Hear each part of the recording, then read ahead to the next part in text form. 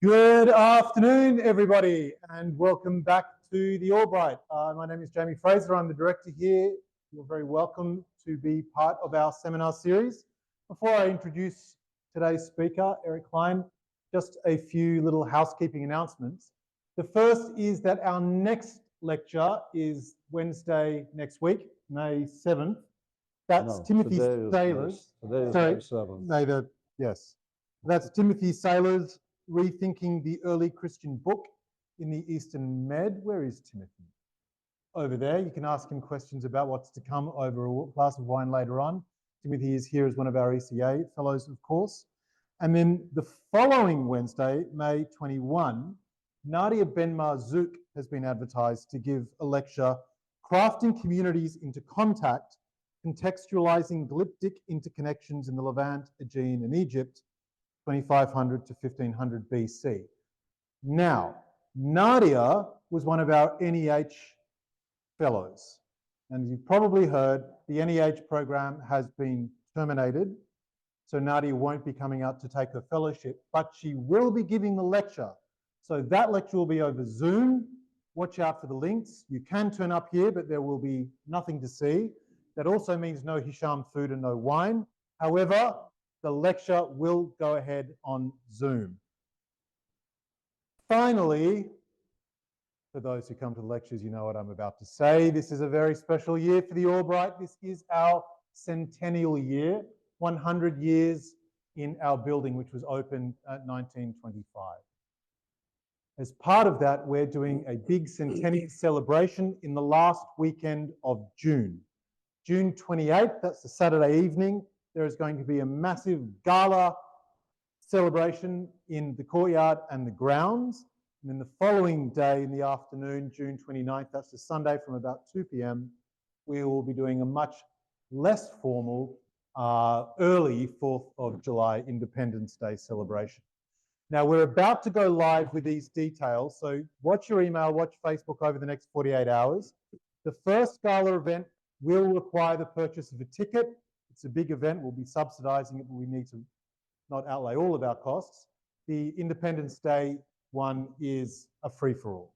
So watch for those. We really hope you can be part of that celebration.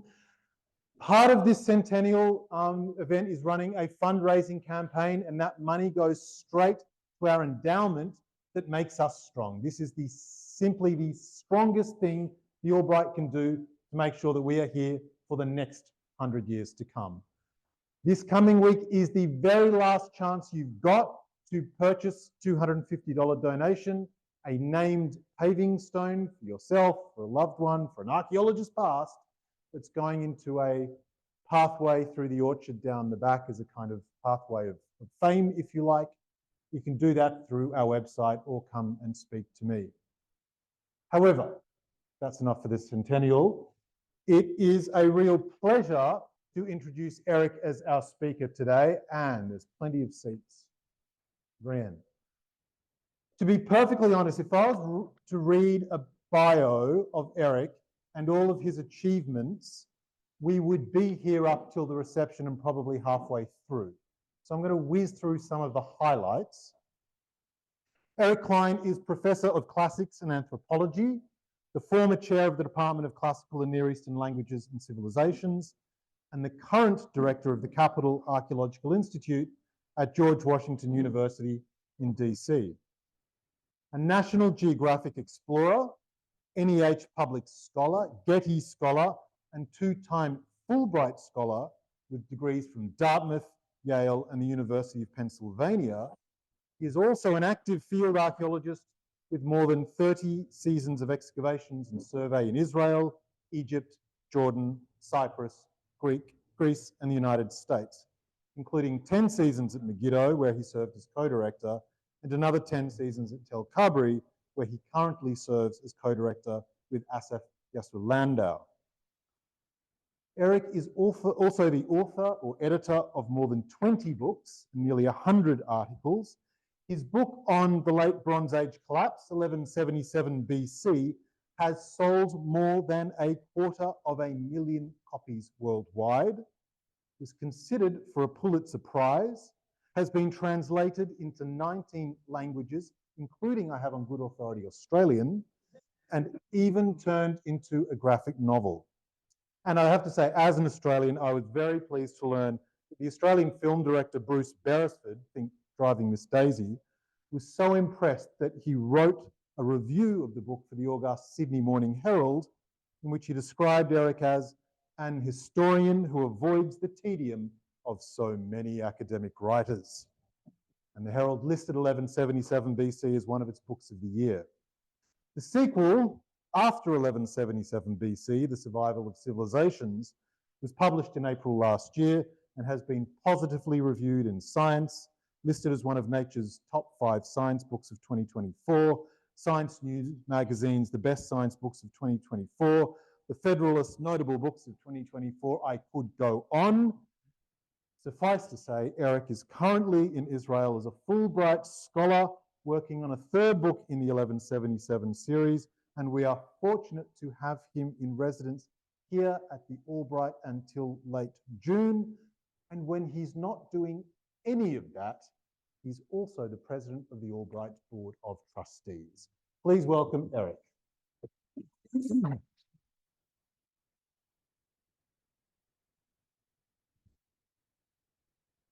Thank you, Jamie.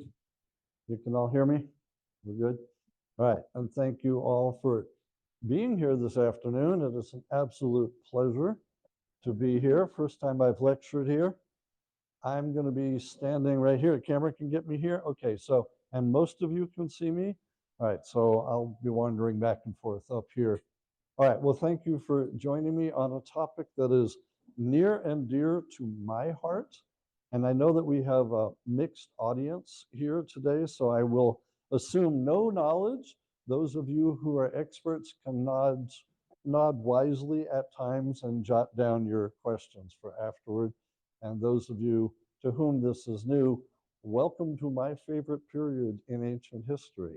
So without further ado, we'll get started. My major problem is going to be keeping to the time limit. But I've been told by Jamie and others that we have until 10, 10:30, 11 tonight. Is that right? Yeah? All right, okay. No, I'll try and keep it to aim. Just finish just before 6 and then have a time for Q&A. And then, of course, you can accost me over food and wine afterwards. So we're going to be talking today about the original book, 1177. Briefly, I'm just going to recapitulate what I said in there and bring you up to date.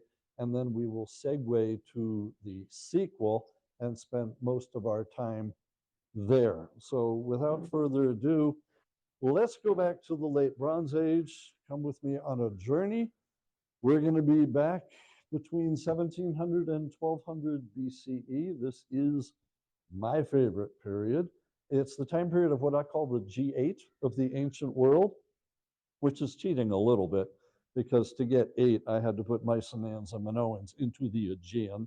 It should technically be the G9, but basically we've got Mycenaeans on mainland Greece, got Minoans on Crete, got the Hittites up in Anatolia, Cypriots, Canaanites, Egyptians, and then Assyrians, Babylonians, and Mitanni, the one that you may have never heard about. So they are interacting for these 500 years. This is a period that most of you here know, but you'd be surprised at how many of my general audiences come in thinking they know nothing about this period. They've never heard it.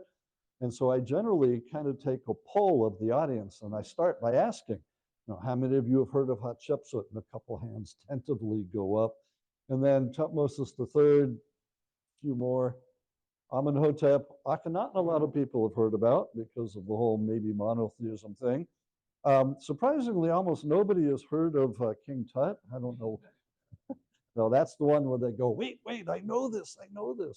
Right, and then Ramses II, and our hero today, Ramses III. So this is the new kingdom of Egypt. That's what we'll be taking a look at for this time period. But then we're going to go on from there.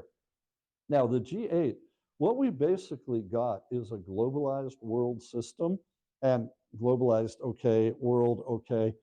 We're talking Mediterranean here, okay? Sushar once called this the globalized Mediterranean. I think that's a good way to put it. So from In modern terms, from Italy on one side to Iran on the other, and from Turkey down to Egypt is the area that we're going to be talking about. So this, you can see by this diagram, which my late wife Diane Harris Cline pulled together for me. She, in addition to doing 5th century Athens, she was an archaeologist also, she did social network analysis. And so at one point when I was working on the first book, she said to me over dinner time, because this is when we talked shop, it was at dinner. I don't know what you all talk shop about at dinner, mortgages, taxes, things like that. We argued about the Trojan War and whether the Exodus happened. So we got quite lively at times. But at one point she said to me, you know, you're G8 all interacting. You're talking about a small world network. And I said, what's that? I had never heard of it. And she said, when you have a system, a network with all of your people and they're all either completely directly connected or one hop or two hops. So you can see, for instance, the Mycenaeans are not directly connected to the Assyrians, but they are connected to the Hittites and to the Babylonians, and both of them are connected to the Assyrians. Anytime you have a network where nobody is more than 3 hops from anybody else, it's a small world network. If you're familiar with, who is it, Kevin Bacon in the movies, and you play the degrees in Kevin Bacon, same thing here. Why does this matter? Because surprisingly, this hasn't happened that often in history. Us today, obviously, yes, but them back then also, which is why I think what happened to them might be of more relevance to us today than the average person on the street might suspect. So we are in a small world network here. I won't go into the details about the trade. You can read the first book if you want, but basically this is a snapshot showing some of the interconnections between the period from about 1700 down to 1200 BCE. The Ullabrun shipwreck up top here, Egyptian wall paintings, the Amarna letters, a couple of pairs, those are both right feet, by the way. I don't quite know how that happened, but a picture of leather sandals from Crete. And I put these up because there is a letter from Mari, which is now in modern day Syria. There's a letter from about 1800 BCE, which talks about leather shoes in Caphtorian style, that is, shoes from Crete, which would probably be sandals, which were sent to Hammurabi. And yes, that is the Hammurabi, the eye for an eye, tooth for a tooth guy, but which he returned. I've always wondered, why would he have returned the sandals? Right? Were they with yeah, 2 right feet? That may be it, right? Or there was 2 last millennium, I don't know, or too small. And I'm wondering, hadn't you ever heard of, you know, regifting? So actually, at one point, I was teaching Egypt and the Near East, which I'll teach again when I get back home. As an assignment, I had my students look through the Code of Hammurabi, looking for the law and the penalty about returning gifts. And they came back crestfallen about 3 days later and said, we can't find it. I said, exactly, it's not in there. There is no penalty for returning gifts. So Hammurabi got away with it. So, and by the way, that was going to be the title of the book originally. The first book was supposed to be called Hammurabi's Shoes. That was my title. And Rob Tempio of Princeton said, yeah, nice, no. So we'll come back to that. At any rate, this is what was happening during the late Bronze Age. And then suddenly, just after 1200 BCE, within a couple of decades, everything collapsed. Everything that had been working well for 200, 300, 400, 500 years suddenly collapsed within just a couple of decades. And so this is one of history's great mysteries. We still honestly don't know what happened. If you're expecting to go away today with the answer, I do not have it. I will have suggestions, but this is what the whole first book was about. Because the magnitude of that catastrophe was enormous. My kids used to call it ginormous. I don't think they say that anymore. I'm dating myself. But most people have heard of the fall of the Roman Empire, but they have not heard of the collapse of the late Bronze Age. So this is now my mission in life, is to bring this to the general public. And there is 1,500 years, by the way, between the collapse of the late Bronze Age and the fall of Rome, give or take. And it's been another 1,500 years since the fall of the Western Roman Empire. I'm not saying we're due for another collapse, but it is something that makes you go, huh, right. So that is where the first book came from. Here it is coming out in 2014. Rob Tempio came down and asked me to write a book on the collapse and treated me to a nice lunch. And I said, thank you for the lunch. And no, I don't want to do it. And he's like, why don't you want to write a book on the collapse? And I said, because you've already published it. Robert Drews in 1993, the end of the Bronze Age, you already did it. And he's like, it's now like 25 years later, haven't things changed? And I said, well, we know a lot more, but I don't know if anything's changed. He said, still, I want a book on the collapse. And I said, well, I want to write about what collapsed. And he's like, I'll make you a deal. Begin and end the book with the collapse. In the middle, you can write about whatever you want. I'm like, deal. So if you read the book, you will see I start with the Sea Peoples and then I end with what might have caused the collapse. But in the middle, I talk about everything that's near and dear to my heart. Who are the Mycenaeans? Who are the Minoans? Who are the Hittites? Who are the Canaanites? Who discovered them? Et cetera, et cetera, et cetera. And I wrote it so that my wife's grandmother could understand it. Right? She was like my biggest fan, and she loved Herschel Shanks. Subscribed to Biblical Archaeology Review. She had a letter published there. And when ASOR was in, I think, San Antonio, and everybody was walking around, all the big names, and she said to me, where's Herschel Shanks? So I introduced her. But at any rate, she was my target audience, very intelligent woman who loved archaeology, did not know who to believe. And so I wrote it for her. So if it works, it works. All right. So that came out in 2014. Tons of data came out 2015, 2016, 2017, such that in about 2019, I said to Rob, can we put out a revised version? He said, sure. So that came out in 2021. And if you haven't read the book yet, read the revised version, not the original, because there's a lot more data in there. And I did change my mind slightly in terms of the stressors and the drivers, which I'll get to in just a moment. But then 2024, we came up with the graphic version, which I dearly love. Glynis Fawkes, who some of you know, cartoonist and archaeologist, and we sat for a couple of years, and she drew 250 full-color pages of the original book. It's faithful to the revised edition. But what we also did was we introduced 2 new characters, because you can't just tell the story as a comic book. We introduced 2 kids, both about 12 years old. There's a young boy named Pell, short for Peleset, and his grandpa was a sea person. He wants to travel around trying to figure out if his grandpa's stories are accurate. His companion is a 12-year-old girl who's Egyptian named Shisha, and she's a scribe. She can read and write Egyptian and Ugaritic and Hittite and so on. And she's always ribbing Pell because he's illiterate. He can't read anything. So she's like, come on, read this with me. He's like, no, I can't do that. Anyway, so we've got them as our tour guides. And then upon occasion, since there are things that they could not have known, like radiocarbon dating and such, Glynis and I parachute in upon occasion and say, the kids don't know this, but the way we dated the Ullabrun shipwreck is by radiocarbon. That works this way. So you can actually play Where's Waldo if you want, right? Looking for me and for Glynis. And the whole idea was that this is aimed at a younger crowd, like ages 7 to 17.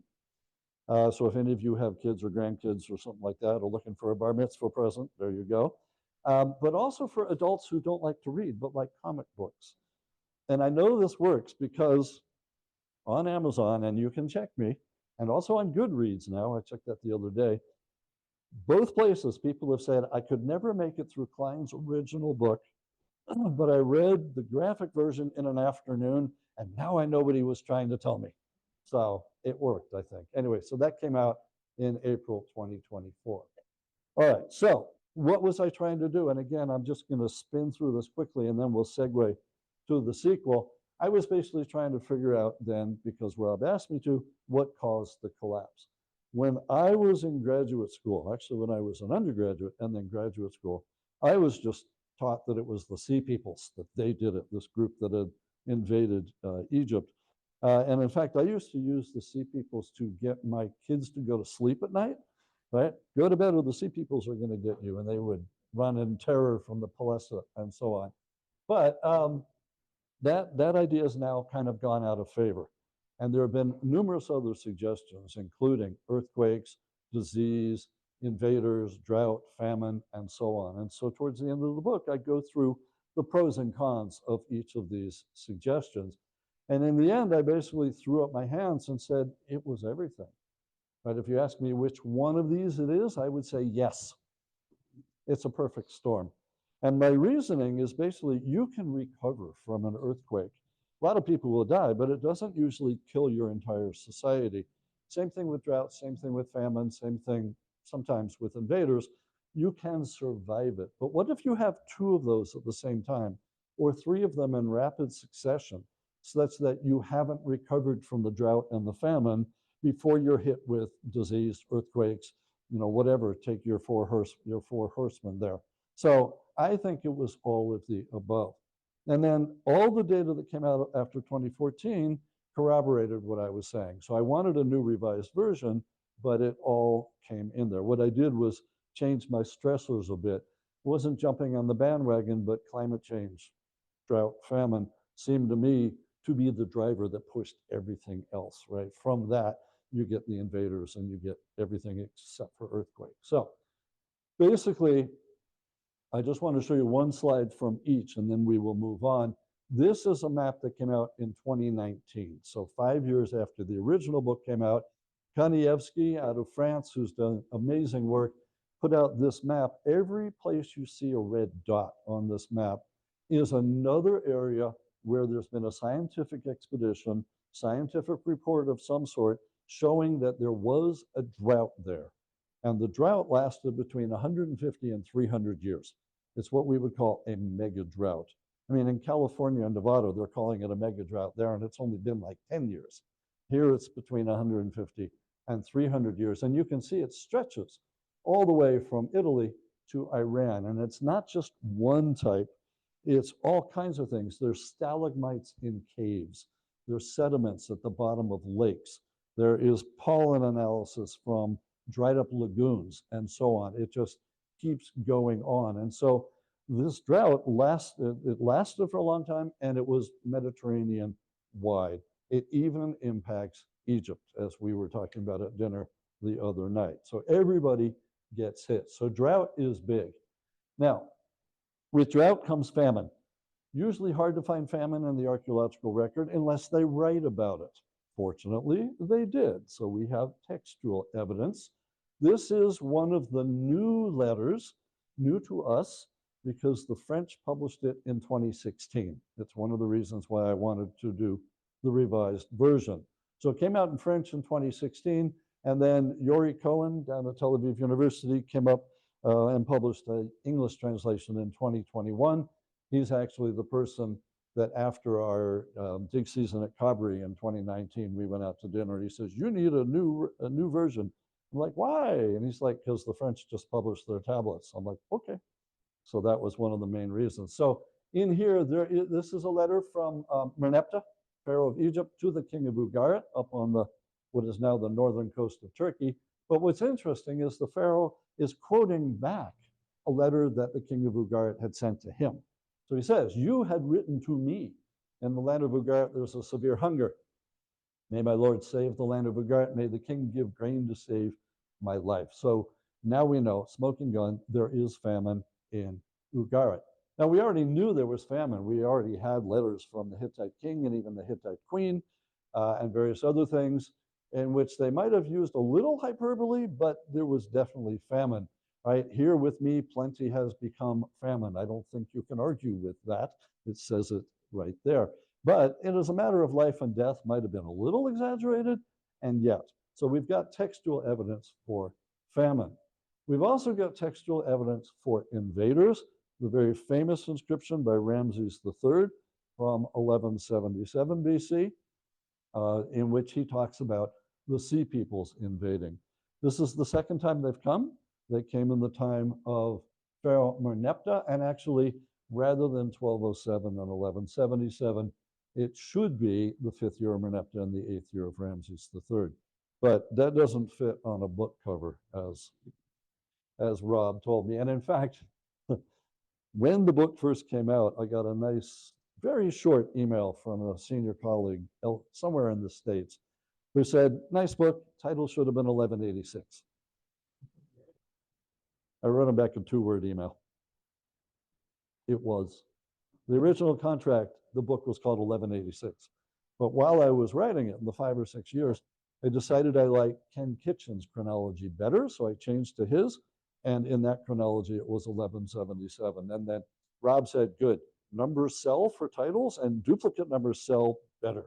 So it became 1177. So I still like Hammurabi's shoes, but it is what it is.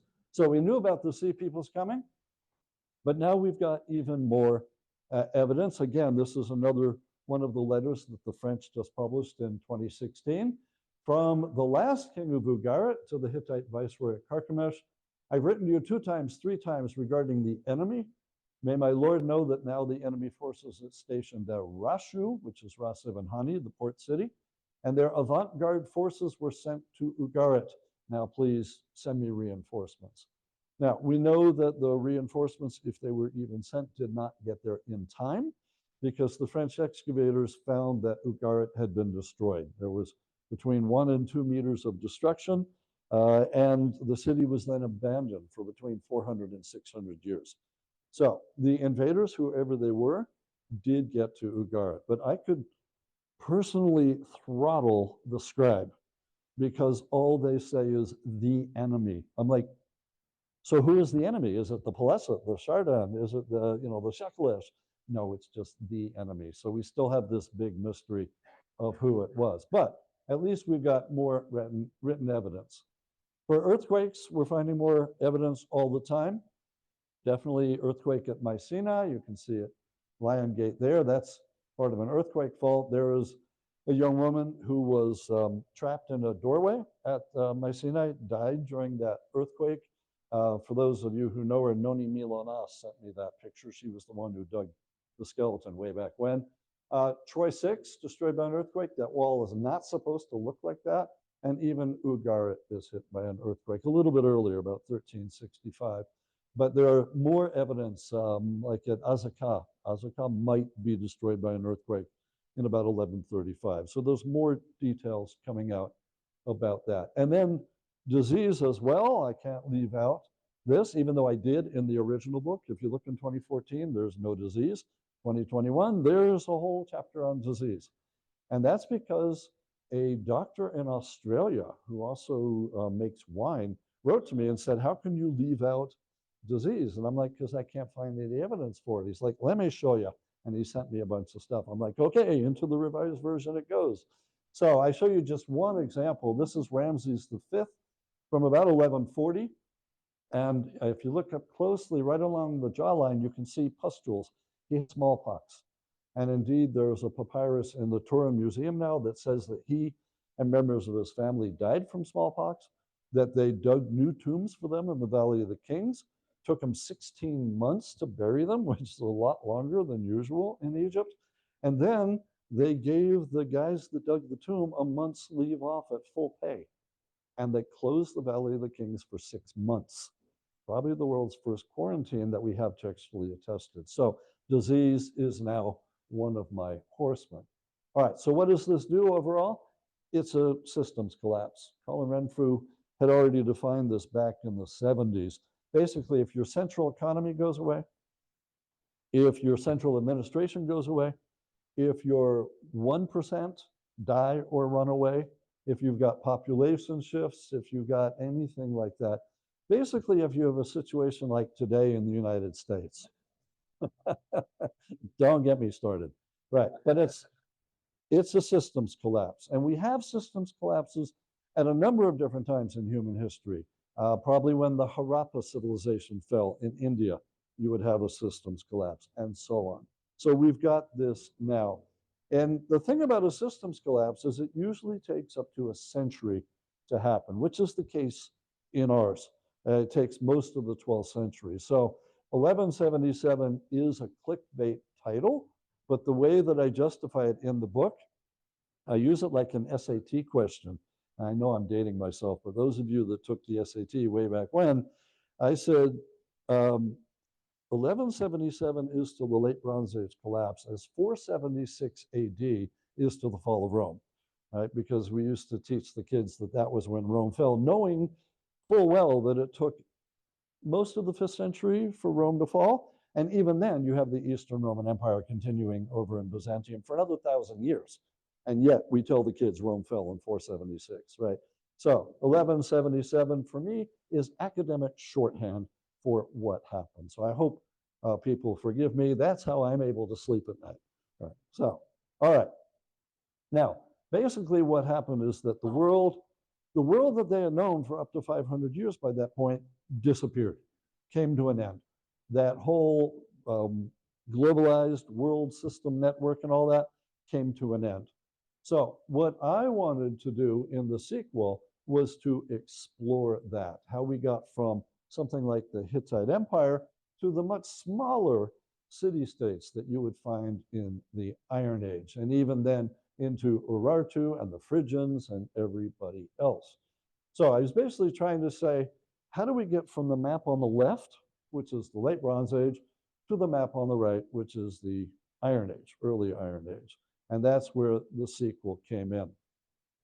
Now, here again, I have to tell you, it was not my idea to write this. Right? Rob came to me and said, people are now asking, so what happened after the collapse? And I said, you'll have to get somebody else to write it, like Ian Morris or somebody who's a specialist on the Iron Age, because I'm a Bronze Age and we don't meet. Right? Bronze Age don't talk to Iron Age and vice versa. And he's like, come on, dude. I'm like, well, okay. And he's like, and what should we call it? And I said, oh, that I already figured out. He's like, wait, you don't want to write it, but you already have a title? I'm like, yeah, sure. Right. I wanted to call it Phoenix, from Darkness to Democracy. I thought it was perfect, right? Phoenix from Darkness to Democracy. And he said, nice title, no. I'm like, what is it going to be called? He said, After 1177. Remember what I said? I'm like, okay, fine. So it became After 1177. Now, I will tell you that I'm here for 4 months. As Jamie mentioned, I'm here on a Fulbright. I've been here since March. I was in Tel Aviv for 2 months. Now I'm up here for 2 months. And my project is to write the 3rd book in what I'm calling the unintended trilogy. Because I never meant to write the first, never meant to write the second. Now I'm writing the 3rd one, which will go from the early 8th century through the death of Alexander the Great. And so you know, of course, it's going to be called After 1177. No, it's not. It's going to be called 776, First Olympics, right? And then it'll go all the way through. But the subtitle is The Clashing of Civilizations, because that's when we see Neo-Assyrians destroying Northern Kingdom of Israel, Neo-Babylonians destroying Judah. We've got the Persian Wars, we've got the Peloponnesian War, and then, of course, you've got Alexander the Great. So there's going to be lots of battles in this next one. So that's why I'm here, and I'm very, very grateful to Fulbright Israel for underwriting my time here, and to the Albright for putting up with me so far. Yeah. So anyway, you have that to look forward to. As to when it will be done, I have no idea. Look for it in bookstores sometime in the next 10 years, or maybe 5 years if I write fast. So, all right, so this is what I was trying to do in the sequel. Now, there was a problem though. I originally started writing the sequel the same way I'd written the first book, that is, chronologically. So chapter 1 was going to be the 12th century, chapter 2, 11th, then 10th, then 9th, ending in the 8th. When I got to the penultimate version, that is, I was about to send it to Rob and to Princeton, I read it over one last time and I realized it did not work, mostly because I was getting whiplash. Now, I don't know if you can copyright a phrase, but I think I've invented the term literary whiplash. Because as I was reading one of the chapters, I think it was like the 10th century, I was going, so this is Neo-Assyria, no, Neo-Babylonia, now let's look in Cyprus, no, we're going to Greece. And I was going like this, and I'm like, I have no idea what I'm trying to say, and I can't follow my own argument. And then I thought, that's probably going to be a problem for the general reader if the author can't follow their own. You know, maybe it's just me, but so I thought, let me try reorganizing it. And I said to myself, let me try it geographically. And I suddenly realized it worked, because we basically got 8 case studies about what to do or what not to do if your society should happen to go through a collapse. Again, nothing about today, far be it from me, but so if you take a look at it now, chapter 1 is Egypt and Canaan, right? Where we are here. Chapter 2 are the Assyrians and Babylonians. Chapter 3 are the Phoenicians and the Cypriots. Chapter 4, Hittites and Neo-Hittites. Chapter 5, Mycenaeans and Minoans. And up to that point, it's a history book. It's a history book with a lot of archaeology. But basically, that was what I spent probably 85% of my time was getting my facts right. So all the Iron Age people didn't come after me with iron weapons saying, you got everything wrong. So the first 5 chapters are basically a history book with archaeology. I left the analyses for chapter 6. And that's what you find here from collapse to resilience. And that's what I want to do for the remainder of our time is go through the analyses in chapter 6, assuming that if you're interested, you guys can go back and read chapters 1 through 5 on your own, or maybe you don't even have to because you're experts in it. But I'm going to focus in on chapter 6. And one of the things I was trying to answer is something that some of my colleagues, who shall remain unnamed, came after me when the book, for the original book first came out, and they said, not only is 1177 BC a clickbait title, but the whole idea of collapse is clickbait because it didn't collapse. And I'm like, what are you talking about? It didn't collapse. They said, no, it's a transformation. And I'm like, at least 40% of the people in Greece died. That's a transformation? Maybe as much as 75% in Mesopotamia died. That's a transformation? They said, yeah. I'm like, no, I think it's a collapse. So I was trying to figure out what it was. Now, cut to the chase, I decided it's both. I want my cake and eat it too. The network that connected them collapses. There's no question about that. That network collapses. The individual societies, well, it was up to them, wasn't it? Some transformed, some adapted, some coped, and some disappeared. So I said that right up front, and then I said, let me see if we can prove this. So, but the problem was as follows. If you look closely at this picture, which is a high resolution picture of the so-called Pink Palace, which I think some of you have been in. This is, if you have a fellowship at the Getty, if you're at the Getty Villa or the Research Center, they put you up in the Pink Palace. And yes, it does have a swimming pool in the middle, which means if you don't want people watching you swim, you have to do it early in the morning and not. Right, Brian? You remember that? Yeah, Brian and I were there at the same time. So if you look really close, it looks pretty good, really good. But here, if you zoom in to the table and chairs where we frequently sat, you will see that it gets all pixelated.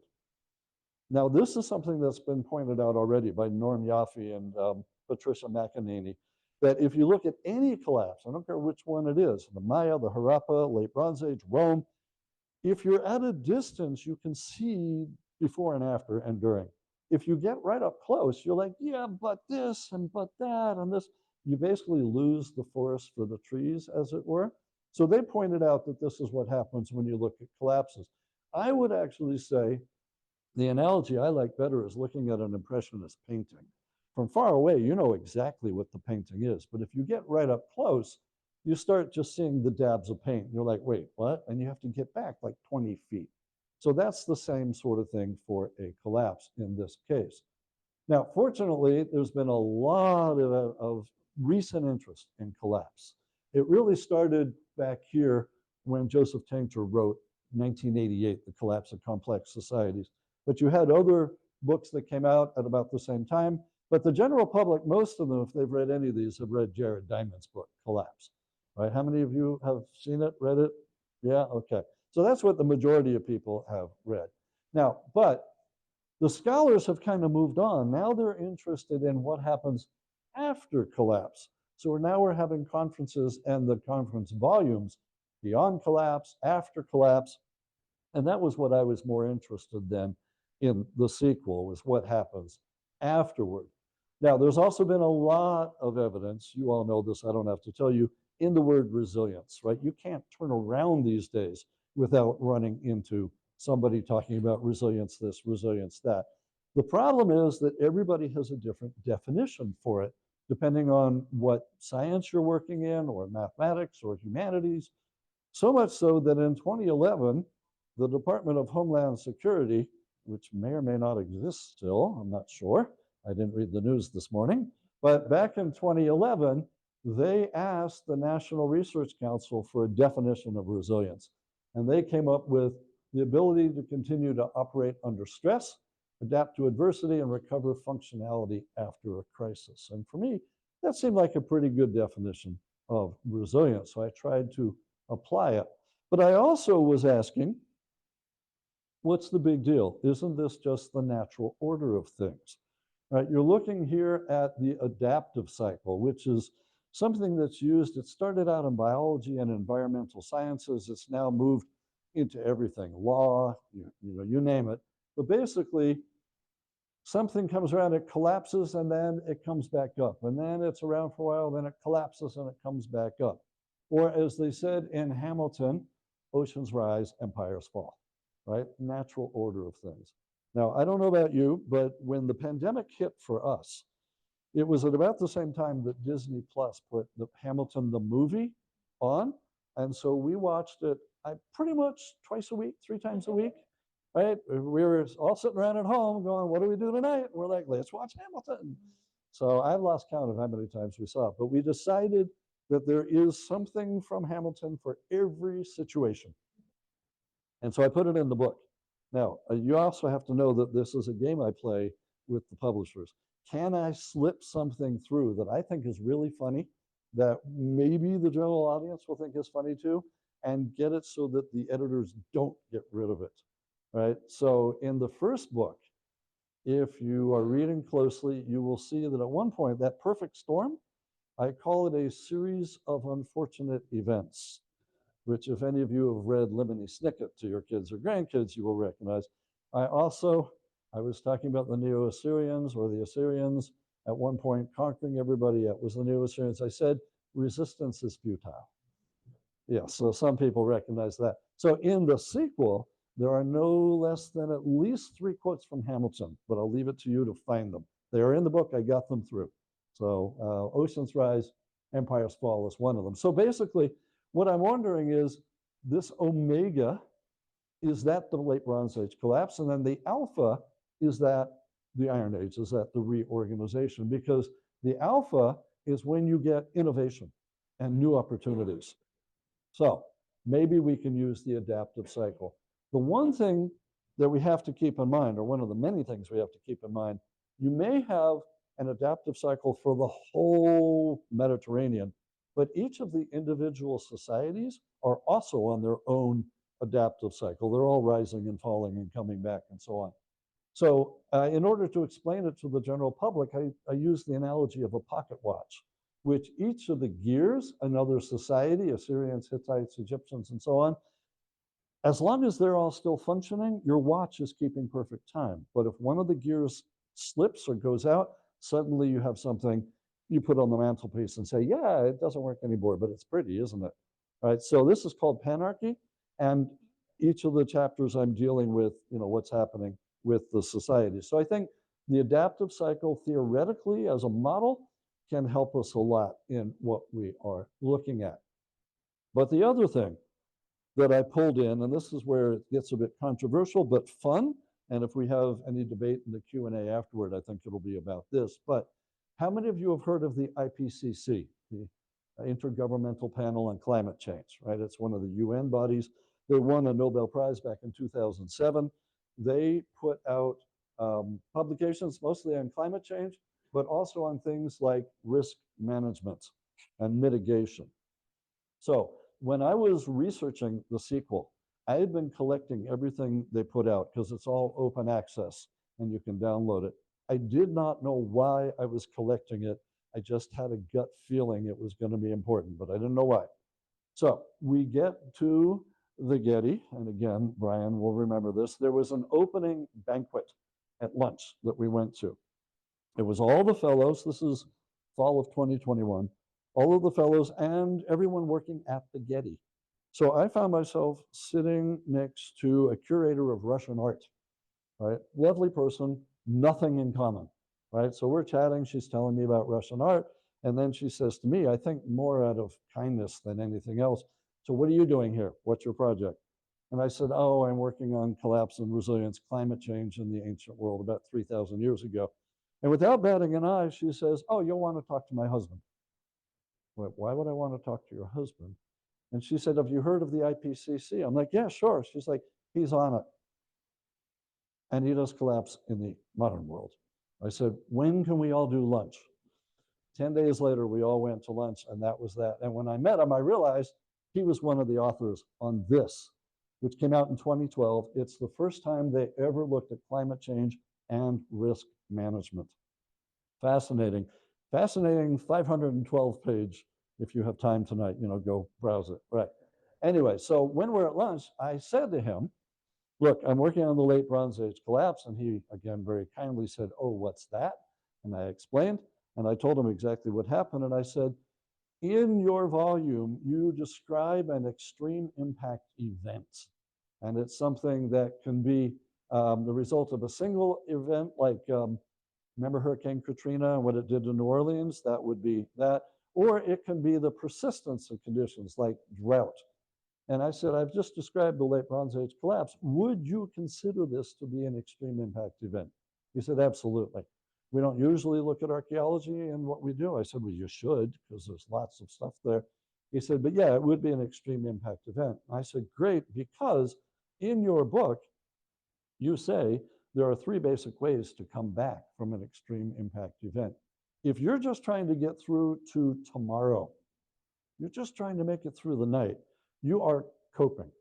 If you're trying to make it through to like next week, you are adapting. And if you say this can never happen again, we cannot let New Orleans be flooded by another hurricane, you are then actively transforming. All right, so you've got these 3. And I thought to myself, can I use all of this? Is this why I've been collecting all of this data?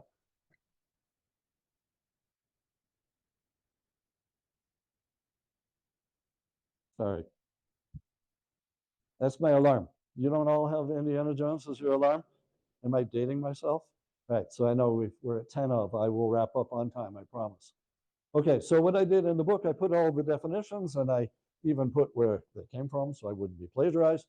And I tried to rank the 8 societies according to whether they transformed, were resilient, whether they coped, whether they adapted. And this, I said in the book, this is just my gut reaction. I'm going to get pushback here, but this is how we advance things. So I put up in category 1, as resilient as you can get, maybe even anti-fragile. I put the Central Canaanites, that is the Canaanites that survived in Lebanon, who we now call the Phoenicians, though they didn't call themselves that, of course. They would have said, I'm from Beirut, I'm from Byblos, I'm from Tyre. I put them up in category 1. I also put the Cypriots up there. Category 2, we've got Assyrians and Babylonians, the Neo-Hittites. Category 3, Egypt. Category 4, Mycenaeans, Minoans. And then category 5, I put the Hittites and the Canaanites in the southern Levant, that is, in this region. And as I expected, I'm getting pushback here, which is good, which is fun. It's getting me to refine my arguments, but I'll give you one example right here. Egypt. The Egyptologists are not happy about being in category 3. And I actually had, when I was lecturing in Prague, I had a young graduate student who stood up and he says, I'm an Egyptologist and we're in category 1 or nothing. I said, then I'm afraid you're nothing. I could put you up in 2, but you're not going to 1, right? So let me just show you why I was thinking this. We'll do this quickly and then have a Q&A. Up in category 1, the ones that transformed, the ones that were so extremely resilient, I think they were anti-fragile. Going to be the Phoenicians because, well, they don't invent the alphabet, they do standardize it, and then they send it around. Same thing with purple dye. They don't invent it, but they standardize it, send it around. Cypriots do the same for iron. Near as we can tell, the Cypriots are the ones pushing iron. And the term anti-fragile I have borrowed from Nassim Nicholas Taleb. You may know him. He's the guy that popularized the phrase Black Swan event. Remember when that was a big thing? So he had a book about that, but he also has a book called Anti-Fragile: Things That Gain from Disorder. His definition of anti-fragile is when you are so resistant, you benefit during a time of chaos. You take advantage of it and you go on. And I think both the Phoenicians, the Central Canaanites, and the Cypriots do this. So the alphabet, I won't go into detail here, but suffice it to say it goes to Greece, becomes the Greek alphabet, eventually goes over to Italy, becomes the Latin alphabet, which we're still using today for English and French and German and Italian and all of that. So the Phoenicians are indebted for that. We actually have quite a bit of information that we've got thanks to things like inscribed sarcophagi and statues sent up from Egypt, where the Phoenician kings put their own inscriptions on there. Anyway, we know a number of the kings in a number of these different cities. Cyprus, we have a little bit less because kind of hard to read the text from this period, but we've got the archaeology, we've got the burials, we've got the ceramics and so on, and we've got the metal goods, and it looks like they're the ones now we're thinking that transition from bronze to iron. They're still using bronze, of course, but now they figure out iron. Iron had already been around for a while, but it wasn't being used on a daily basis. It was more ceremonial, shall we say. King Tut had an iron dagger, but it was made of meteoric iron, so they're not even working it. So it looks like we've got some of the earliest iron objects on Cyprus. This, I know it's a very bad picture, but this is what we call the bimetallic knife, where the blade is iron, but the rivets and the hilt are made of bronze. So you can do this for weapons, you can do it for tools. And the Cypriots send it out over to Greece on the one side and the southern Levant on the other. And they seem to have been very nice about it because they said, hey, if you like these, here's how you make it. And they sent the technology with it. And of course, you've got iron deposits in almost every country around the Mediterranean, unlike making bronze, where you've got the copper mostly from Cyprus and the tin from somewhere in central Anatolia or Cornwall, according to this morning's publication in Antiquity, which I'm not so sure about, but never mind. So you can actually see the other countries all change to iron as well. So I think the Cypriots get credit for that, and that's why they're up in my category 1. And remember, this alpha phase, the Iron Age, is the time of invention. And so I think that's what we are seeing here. Assyrians and Babylonians, they're resilient, but they're not anti-fragile. I think part they're able to survive because they're on the Tigris and the Euphrates. They're not as affected by the drought, at least at first. The drought does come to them, but it's up to a century later, and there is then famine. But the Assyrians and Babylonians, they've still got the king, they've still got the government, they've still got their writing, they've still got the legal system. It's almost like they're looking at everybody else going, we're sorry you guys are having a bad time, continue on. But even they are affected as well. So I put them up in the second category, and I put the people, the Neo-Hittites and such there as well. We'll come back to that in just a moment. But just to show you, it's not all well and good on hunky-dory. I do have the huge table in the book, but not the graph. I know it's not a great graph, but basically Assyria goes down and then comes back up. And so right here, they then 9th century, 8th century, take over the Near East, or begin to. And that's actually what I've been working on for the last 2 months, is documenting the Neo-Assyrians, because we've got all of the information. We know their kings, we know when they ruled, we know all of this. The problem is you can't always trust what they say at face value. Same goes for the Egyptians, of course, but especially Neo-Assyrians. Here's Shalmaneser III, probably at Tyre. This is on the Balawat Gates, which are in the British Museum. And also the Black Obelisk, which is there as well. You see Jehu bowing down to Shalmaneser. But he says things like at the Battle of Karkar in 853, I felled with the sword 14,000 troops. I dammed up the Orontes River with their bodies like a bridge.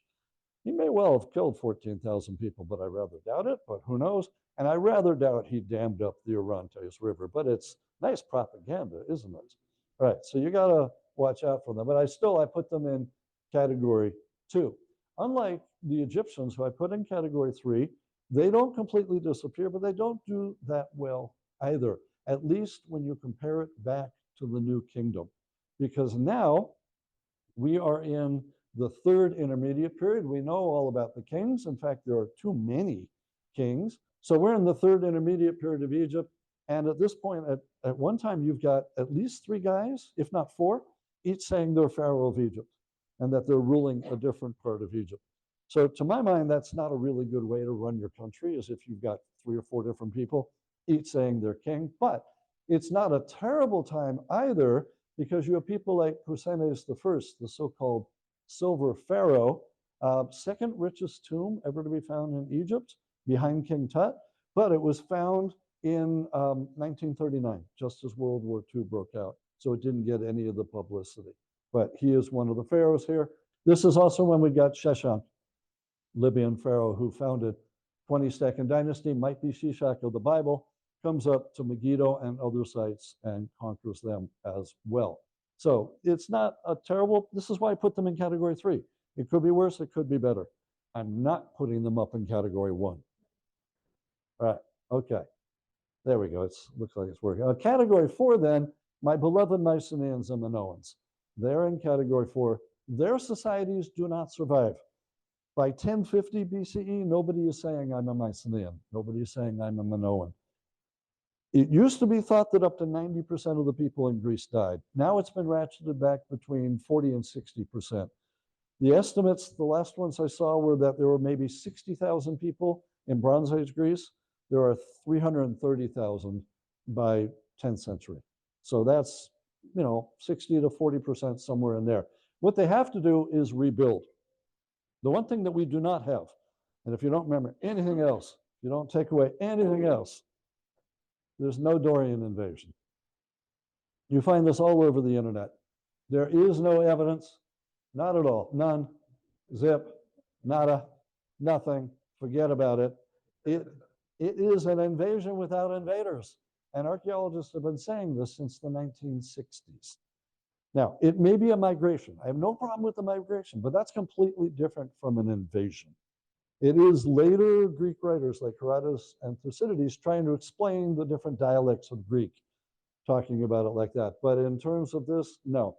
But just to kind of have fun and to parallel the first book started out with the Sea Peoples. Second book starts out with the Dorian invasion. And the whole big, long first paragraph, the Dorians came in with their weapons of iron, killing everybody, yada, yada, yada, and then a one-line paragraph. But it probably never happened. And then I go on to try and prove that. So that was one of my 2 points. The other main point was I was trying to say to people, this is not a dark age. This is an iron age. And I'm taking that from people like John Papadopoulos and others who have said, any period where you've got a standardization of the alphabet and changing to iron weapons, that's not a dark age. It's an age of innovation. So I said, let's just call it an iron age. And so I make that plea. So Mycenaeans, Minoans, they go on down, but we can change this because there are lots of information still coming out. Survey and excavations done by Andonis Katsunas and others are now showing that Knossos was much bigger than we thought in the Iron Age. So it can change.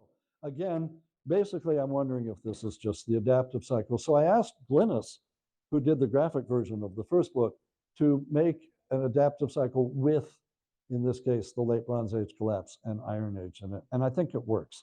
I think this is a good example of the collapse. The people that are down in category 5, I've got the Hittites down there up in Anatolia. They do not survive. Do not be a Hittite, right? David, I think you're going to have to, there we go, right? They flatline. They go away. Nobody calls themselves a Hittite after this either, except for the people up in North Syria. All right. The Hittites do collapse. We know this. There's a study that Stuart Manning put out last year or so, proof that there was definitely a drought in Anatolia, 1198 to 1196. They've got this from wood that they were testing from Gordian. But we also know that the Hittites were in trouble anyway. Big spat in the family, royal family had split. And they actually abandoned the capital city long before anything else happened. So I think the Hittites were doomed to go down anyway.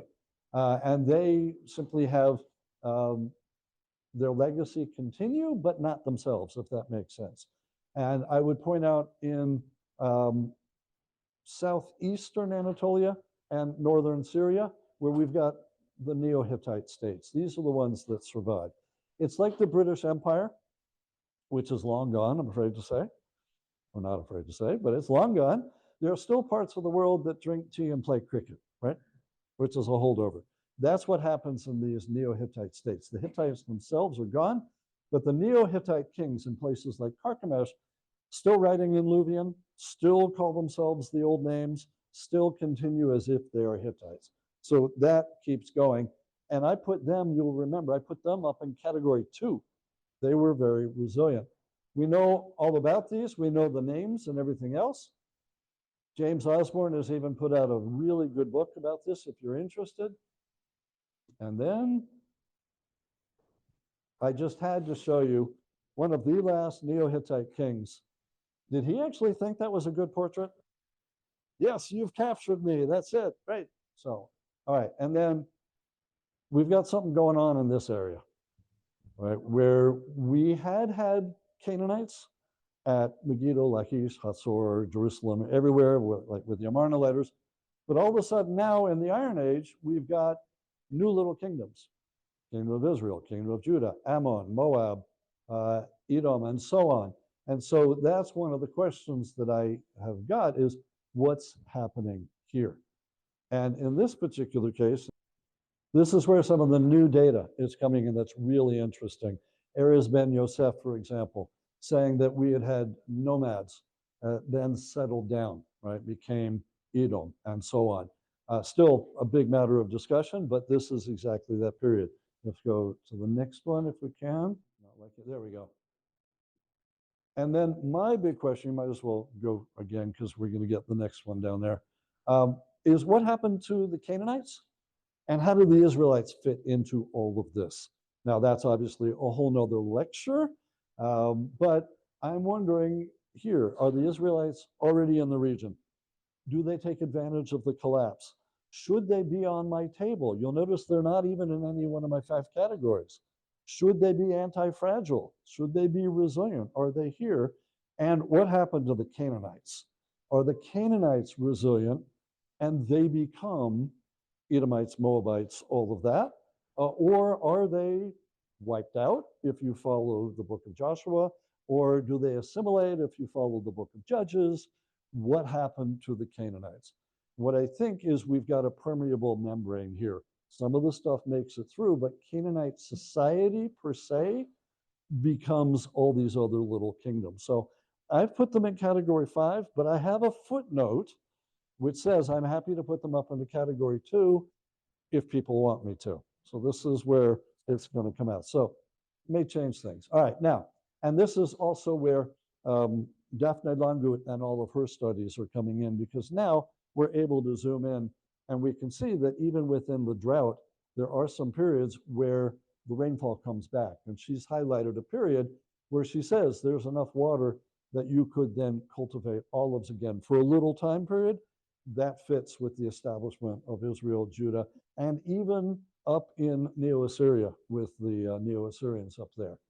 Okay, so I think you will agree, hopefully, that the aftermath is varied. It's not the story of after the collapse, it's the stories, plural. And here again, let me just go right through. As I've said, some made it through well, some made it through kind of, some didn't make it through at all. Why the differences? There I'm not sure. There are some examples, some things I can point to, and others that I cannot. And I'm wondering whether they were more vulnerable or fragile than they appeared. And there have been arguments about that. So that is something that we will have to discuss elsewhere. I did try and figure out what the answers were, but you guys are probably already thinking about this as well. And then I ended the book because I thought I needed a takeaway for the general public.